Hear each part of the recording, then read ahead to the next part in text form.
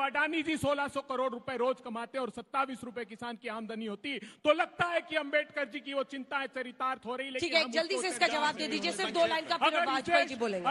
अगर भारतीय जनता पार्टी के लोग सांप्रदायिक उन्माद की आग में देश को झोंक देना चाहते हैं, तब लगता है कि दूसरी चिंता भी अंबेडकर जी की चरितार्थ भारतीय जनता पार्टी आपने देश से ऊपर धर्म को इतिहास कर और दिया है, वर्तमान दोनों का बताता हूं। गजब का भाषण देते हैं साहब। दिसंबर 1950 में जनसंघ तक नहीं बना था, कहीं भारतीय जनता पार्टी के खिलाफ बोल रहे थे। और मैं कहना चाहता हूं महोदय, डॉक्टर अंबेडकर ने इस्तीफा दिया 10 अक्टूबर 51। श्यामा प्रसाद मुखर्जी जी नेहरू सरकार छोड़ चुके थे अप्रैल 51। आगे कुछ बोलने अरे हिंदू कोड बिल पर हिंदू कोड बिल का विरोध किया गया अपने टाइम पे। और 1949 की बात करते, संघ पे तो 48-49 पे प्रतिबंध लगा हुआ था। मतलब डेट का भी नहीं ध्यान रखते कि कुछ भी आके बोलना शुरू करेंगे। और जो बाबा साहब ने बोला वो सही तो बोला था। वो दौर आया इस देश में जब एक अधिनायकवादी सत्ता ने इस तरह कब्जा कर लिया इस देश पर कि नारा लगाया गया India is Indira and Indira is India. तो लगता मुझे आप अपनी बात कर रहे थे। और आखिर में आज की बात पे आता हूं। इन्होंने कहा जो अडानी अडानी अडानी कह रहे थे, उनको अंबेडकर जी का नाम लेना पड़ा। ये किसके लिए बोला जा रहा था? इस सदन में अडानी अडानी कौन कर रहा था? ये कर रहे थे।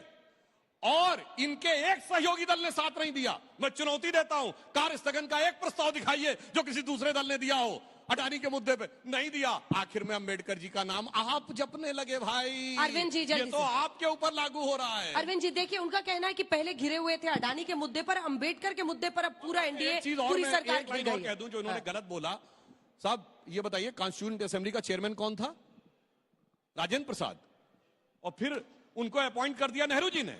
तो गजब गजब तर्क देने लगते हैं। मतलब चेयरमैन की कोई पावर ही नहीं थी। ये देखिए मानसिकता कैसी भरी हुई है कि चेयरमैन ने नहीं अपॉइंट किया ड्राफ्टिंग कमेटी का अध्यक्ष, उनको नेहरू जी ने कर दिया। सर थोड़ा तो छोटा सा जवाब लेना ही पड़ेगा। सुधांशु जी, जो बाबा साहब चुनकर भी आए संविधान सभा में, हमारे जयकर साहब को इस्तीफा दिलाया बॉम्बे की कॉन्स्टिट्यूएंट असेंबली से, क्योंकि वो बंगाल की कॉन्स्टिट्यूएंट असेंबली से जीत कर आए थे जो पाकिस्तान का हिस्सा हो गई।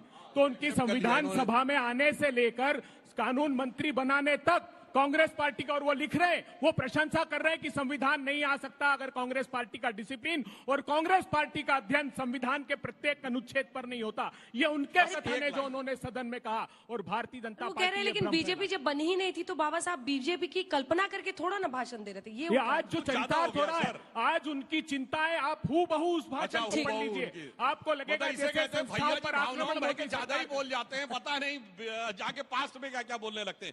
देखिए कल की घटना पे आते हैं। अवैध दुबे जी ने सरासर झूठ बोला एक बात कि वो रास्ता बंद कर दिया था।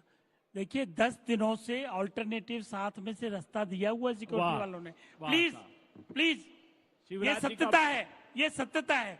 और आप लोगों ने खास तौर से राहुल गांधी के साथ जो जुट था, उन्होंने जाके धक्का मुक्की की और धक्का मुक्की के फलस्वरूप एक 70 साल के सांसद, बुजुर्ग सांसद, बिल्कुल गलत बात, उसके खून निकल आए, लहूलुहान हो गए, दूसरा आदमी अनकॉन्शियस हो गया, आईसीयू में एडमिट हुआ।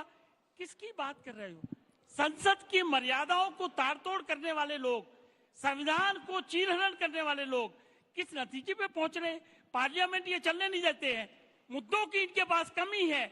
जब इनके सोरस का मामला आया तो ये छटपटा डाल चुके एक तरीके से, और उन्होंने कहा कि कैसे संसद को रोकना है। लहूलुहान करेंगे, एफआईआर हो गई है, इन्वेस्टिगेशन पुलिस कर रही है, सारे तथ्य सामने आ जाएंगे। लेकिन राहुल गांधी के ऊपर कंप्लेंट तो कांग्रेस वालों ने भी दी है, पुलिस उसकी एफआईआर करेगी। कोई एफआईआर रजिस्टर्ड हुई, कंप्लेंट तो दी है। लेकिन देखिए धारा देखिए इसमें कौन सी लगी है। वो कह रहे खड़गे साहब को गिरा दिया। कहाँ गिरा दिया? खड़गे साहब को कहाँ चोट लगी? अच्छा, कैसे गिरा दिया? तो देवना फुटेज, सीसीटीवी फुटेज जारी करो ना, देखिए सारे एक सेकेंड। एफआईआर रजिस्टर्ड हुई है 117, 125, 131 और 351 दफा जो नया कानून आया है। इसमें क्या होता है कि किसी के ऊपर हत्या का प्रयास करना, वॉलंटली कॉजिंग हार्म करना। आशुतोष जी, सुनना पड़ेगा। ठीक है, एक सेकंड। अच्छा वो पूरा हो गया। हम इसीलिए हम बात को सुनिए। देखिए ऐसा है कि आप संसद को तो छोड़ दीजिए ना, आप लड़िए ना जनता की लड़ाई। कौन मना कर रहा है? आप संसद को चलने क्यों नहीं देते? इस बात का जवाब आपके पास नहीं। 14 दिन से देश के प्रजातंत्र और संसद को लहूलुहान करके रखा है। सारंगी जी का बयान सुनिए। उन्होंने कहा कोई सांसद मुझ पर गिरा और मैं गिर गया, उसके बाद मुझे चोट लगी। लेकिन बाद में एक स्क्रिप्ट, मैं तो चुनौती देता हूं, कोने कोने में लगे ना वीडियो फुटेज लाइए ना। उस दिन कहा था कि 50,000 रुपए संसद में रख दिए, आपने आज तक उसके फुटेज जारी नहीं की। आपके मन में अपराध है, आप प्रजातंत्र की हत्या कर रहे हैं। अडानी के मामले पर इतने भयाक्रांत थे, आपकी सदन में चर्चा नहीं कराना चाहते थे, उस पर पर्दा ठीक है, चलिए अब आप आशुतोष जी माइक उठाइए। प्रजातंत्र की हत्या तब होती है आशुतोष जी जब संसद नहीं चलती है। प्रजातंत्र की हत्या तब होती है जब अडानी के मुद्दे पर बहस नहीं होती है।